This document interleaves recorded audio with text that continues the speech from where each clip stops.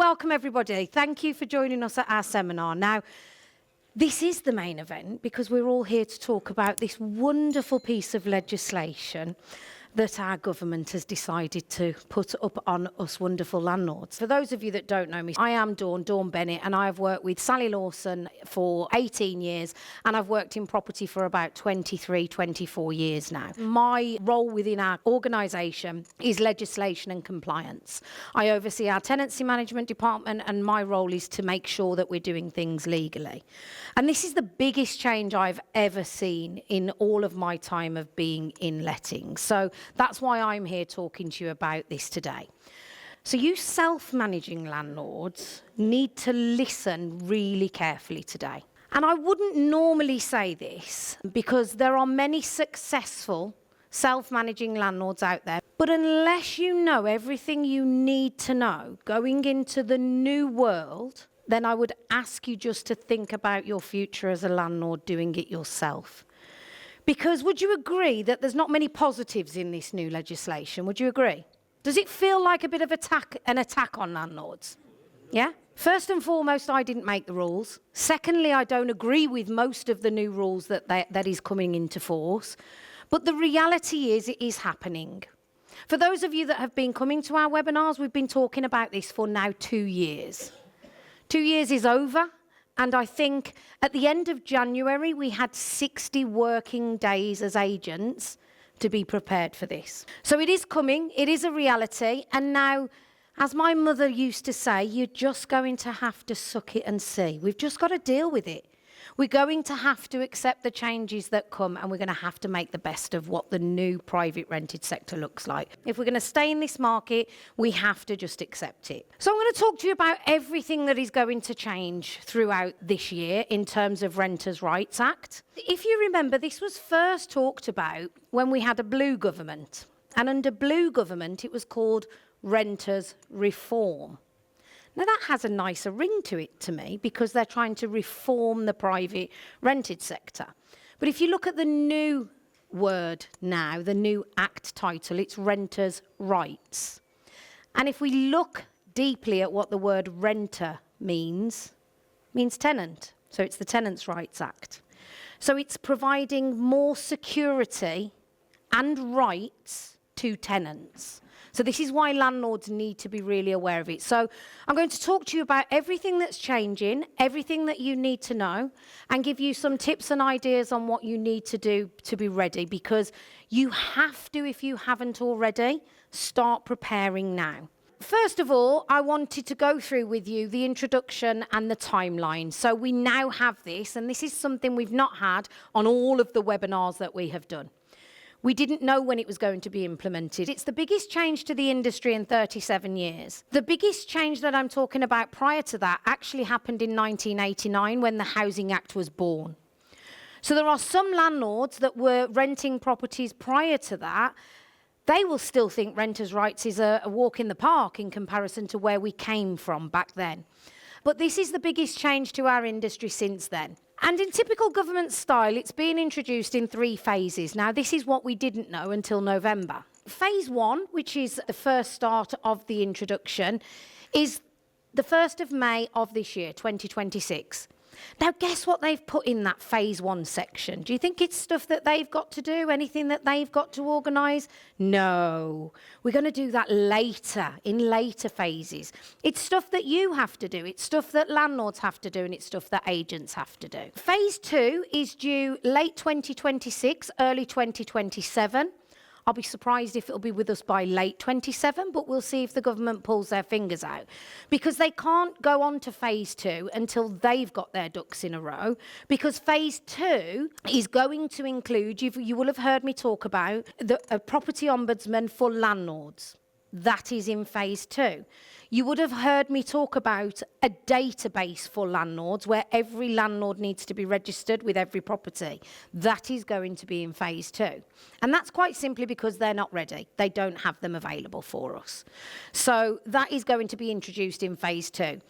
And phase 3 is actually going to be 2030 onwards. There's no definite date with regards to phase 3.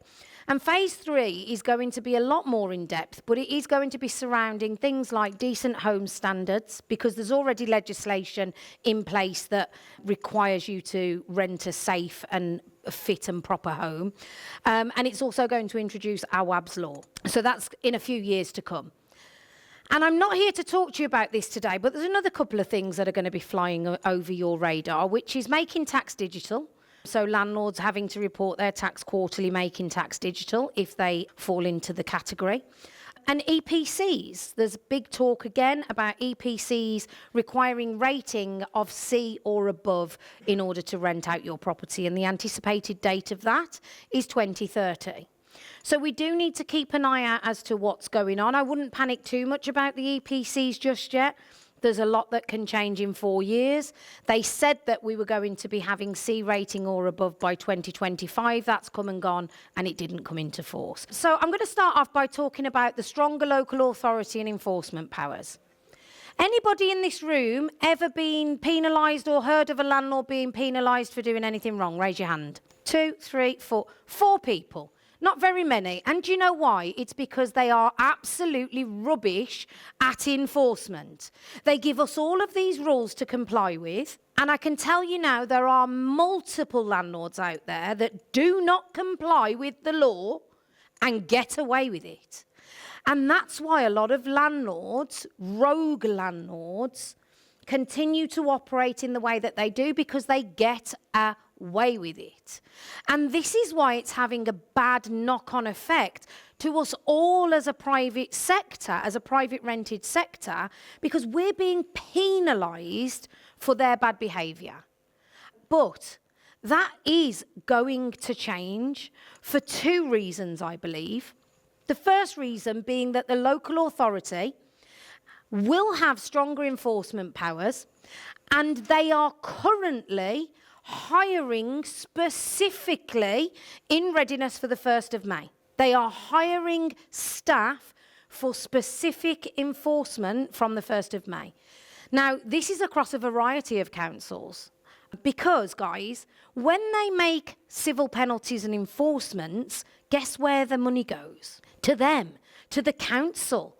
So they will set themselves targets and bonuses and all sorts of encouraging things to find these landlords that are breaking the law, because it's going to fill their money pot. And the second reason I think that enforcement is going to become greater is because of something called a rent repayment order. They are already around, and currently they can cost a landlord up to 12 months' rent if a tenant makes a successful application to court. 12 months' rent. Now, bear in mind, Ali said the average rent now is nearly £1,000. We're therefore talking up to £12,000 paid back to the tenant. Now, do you think there's a benefit to the tenant? Do you think they're going to start chasing for that money? It's not like the council. It's not all behind closed doors. They have a financial gain from doing this, and therefore the local authority will become aware of it. Now, I have a colleague that her daughter is at university in Liverpool, and she rents a property and pays £1,000 a month city centre. That property falls under a selective licence scheme. It is also absolutely riddled with damp and mould. Thankfully, she's moved out now. But that property should have a selective licence, and it doesn't have one. Right now, my colleague's daughter can go and make an application for a rent repayment order for 12 grand because there's no licence on that property. Now, with the Renters' Rights Bill, what's going to happen is, at the moment, there's only a few reasons why rent repayment orders can be used.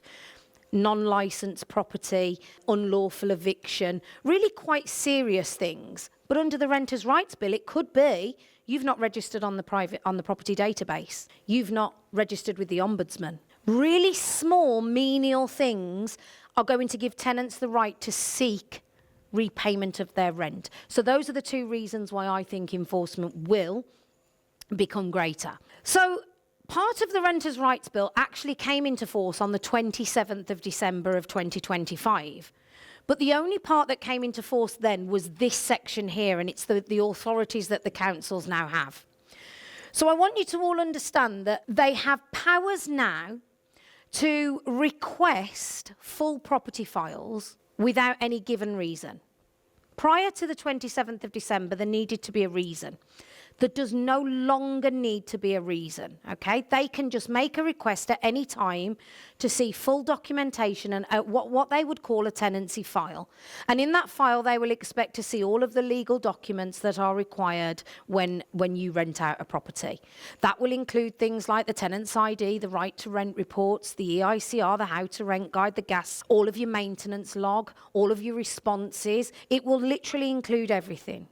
Has anybody ever been through a local authority request for a tenancy file? It's tedious. And they literally want every single thing. I have been through it as an agent in the past. They want everything. Documentation is going to be key. And as you can see here, so there's two sections that they now have power under. Section 114, which is the fact that the local authority can request tenancy file at any time. So as I've said, documentation and record keeping are going to become critical. So for self-managing landlords, my question always is, how do you record the information about your tenancy? Where do you store the documents? Are you registered with the ICO? Do you have everything in place that you need in order to be compliant should the local authority come a-knocking?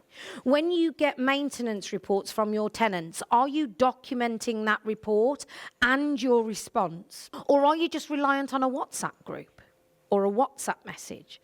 Now, I'm not saying that that wouldn't be useful, that that wouldn't be allowed. It would, but you have to have processes and procedures in place to be able to provide this if at any time they come a-knocking, so that you are protecting yourself. And the local authority under the new powers and enforcements also have the power to enter a property within 24 hours. Now, regardless of that, they're only going to be coming to enforce prosecution on you if you're doing something wrong while a property is tenanted.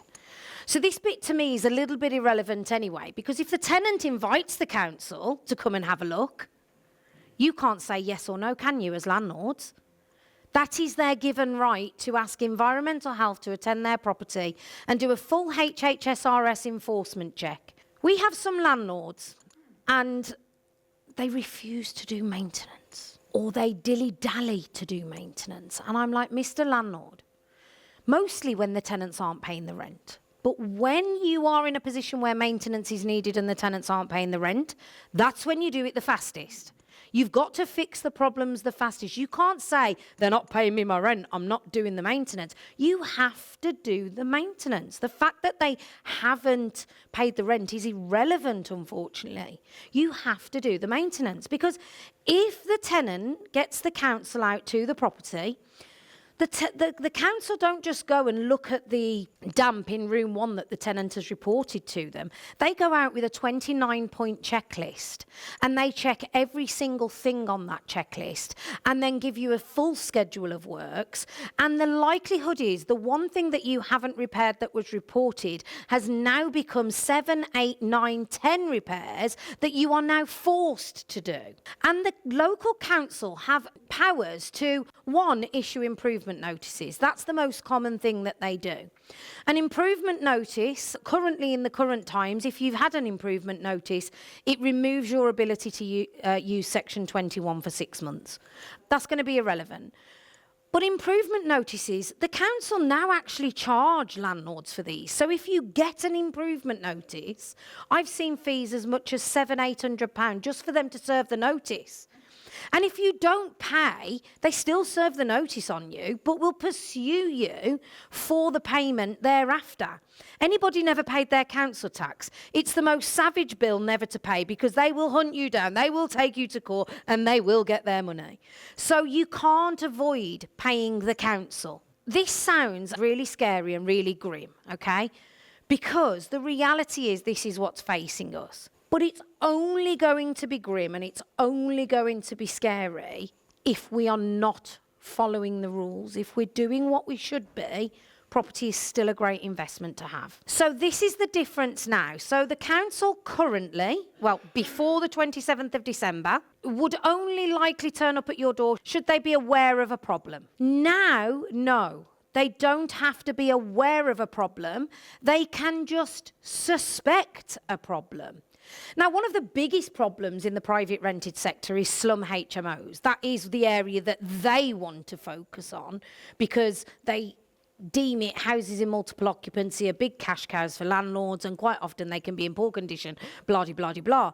So if they can just see and know that there's a HMO that's operating, and they do know where the HMOs are operating, we might think they don't, or they know that a property is private rented and they have any suspicion, they can request the file. So it's changing, and this is what we've got to remind ourselves, they now have greater powers. That's the way I'm looking at it. They're stronger.